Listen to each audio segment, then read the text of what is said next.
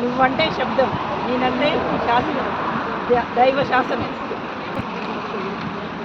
ఏది మొదలు పెట్టను, మొదలు పెడితే మాత్రం వదిలిపెట్టను.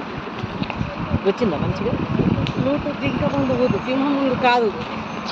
ప్లేస్ నువ్వు చెప్పినా సరే, నన్ను చెప్పమన్నా సరే, టైం నువ్వు చెప్పినా సరే, నన్ను చెప్పమన్నా సరే, కత్తులతో కాదురా, కంటి చూపుతో చంపేస్తా.